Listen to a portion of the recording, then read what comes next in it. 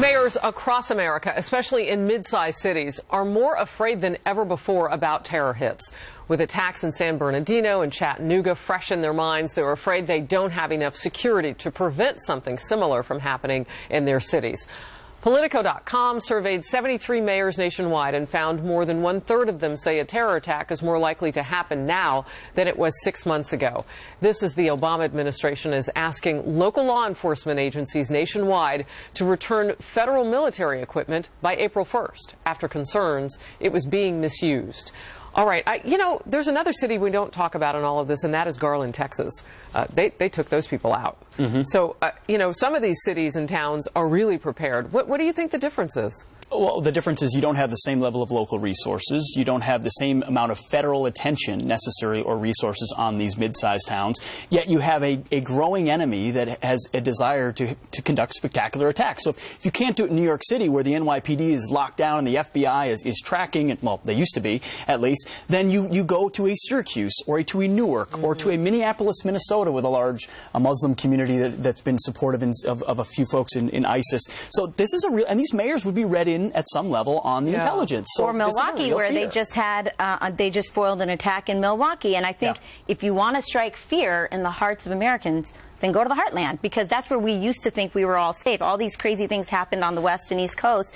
And I think if you know anything about politics, you know nobody has a pulse on the everyday citizen more than mayors. So I don't think mayors are just reflecting the fear that they have as leaders of the community. They're reflecting the fear of their constituents. So your husband is a member of Congress. He must be talking to local law enforcement and local people as well. What is that conversation like? What's being said about the fear? Well, again, local communities aren't just, breaking up domestic fights and all the things that they used to do on the local level. Now they're being expected to take on counterterrorism operations, and they're saying we don't have the funding, and by the way, why are you taking our equipment away? That's the biggest conversation, is how to fund this counterterrorism.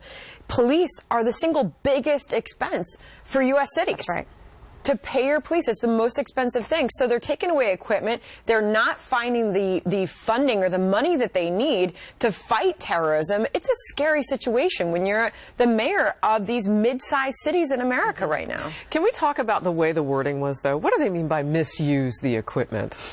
Oh, that's not the wording that I seized on. The wording that I seized on was this report is a hit piece on Republicans. It is designed to discredit Republicans, specifically Donald Trump, on his positions about the dangers of Muslim immigrants. They cite his name specifically, and they don't cite one study when they try and link profiling to terror, they try and link poverty to terror. There's not one study, not one, name one, that links poverty to terror in this report. It's in Politico. It's a political hit piece. That's exactly what it is, and their facts are all wrong, by the way. Profiling actually works. The best study was produced by El Al in Israel on how it works. But look, after post 9/11, so much money was spent on counterterror. So much money. That's how they got these Humvees, these SWAT teams.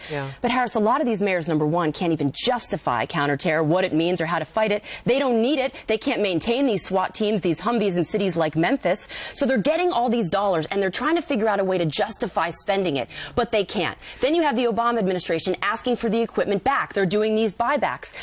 All they're doing is funneling more and more money to these cities. And what I have found is that the money has now been reappropriated to go against right-wing extremism. That's the fun little fact that the media is missing. That is where, in the Department of Homeland Security budget, there's been a reallocation of funding to go to funding right-wing extremism, not counter-terror. That is a story that nobody's looking at, and they should. All right, so with regard to the equipment, because we see it roll out, we see the Humvees that Andrea is talking about, we see all of that.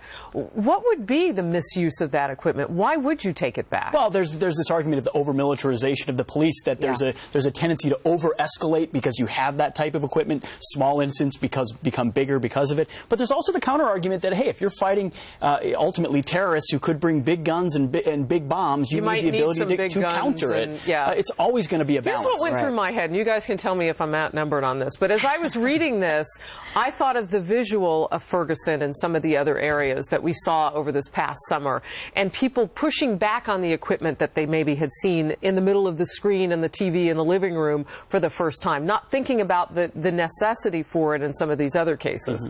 But I think you're right. All right. Well, look who's at the White House today. Senator Bernie Sanders. What his meeting with President Obama could be all about, plus the page Sanders wants to tear out of Obama's own success playbook from 2008. And you know, the one that led to victory over Hillary Clinton. I wonder which page, is that page 52? Which page is that? And imagine this in America, having to write an essay if you want to buy a handgun and you need a permit. And if the police chief is not happy with what you wrote down, he can deny your application. Where gun rights activists are furious